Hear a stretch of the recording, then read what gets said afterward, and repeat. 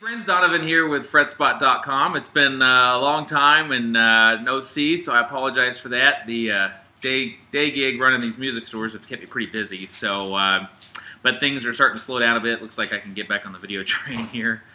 If it's not a kid, it's one of my dogs getting in the video here. So I'm at our new house here. We moved into this summer, and sorry, I can now see in the backdrop behind me that we're getting some painting done, so you're seeing that.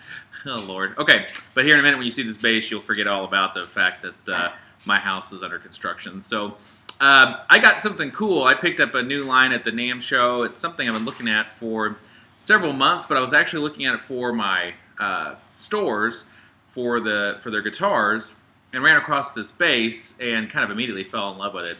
So what it is Fibenare. Let's see if you can see it.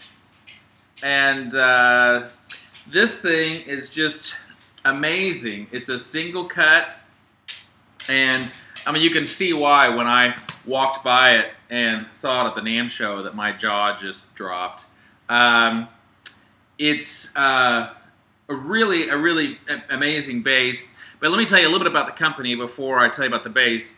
And I may not have all these details completely right about the number of people, but the company is based in Czechoslovakia, and this workshop basically has, I believe, only 4 guys working on it, are working in it, and they build everything in-house. So the bass construction's completely done there.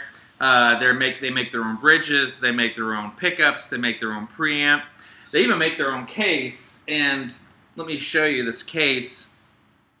This thing is really cool.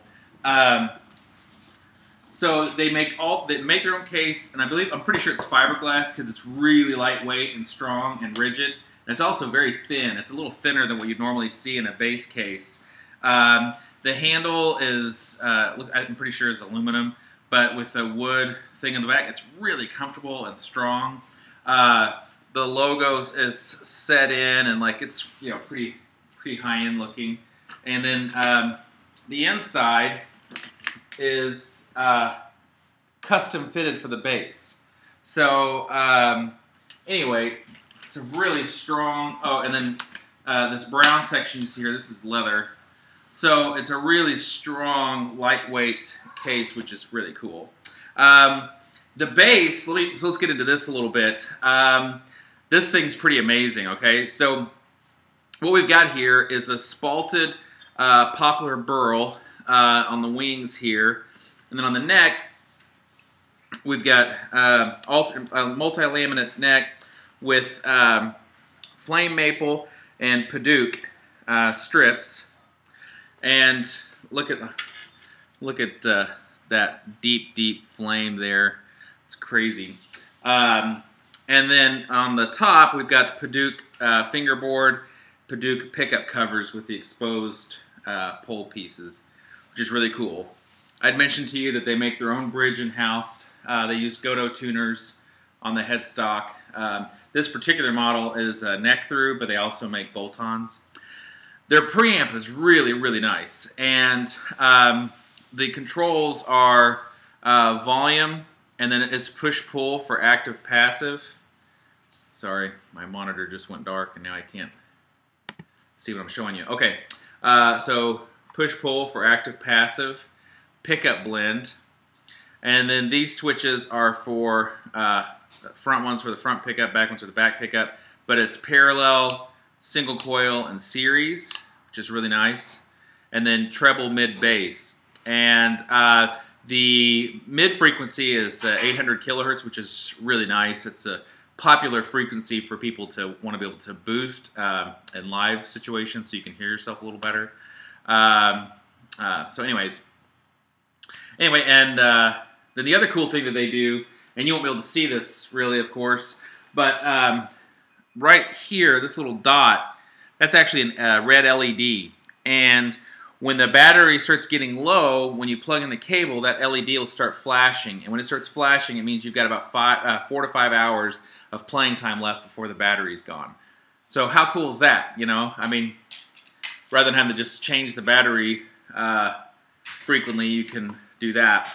I like the way they've mounted the strap here. When you use your strap, it makes the bass just balance perfectly.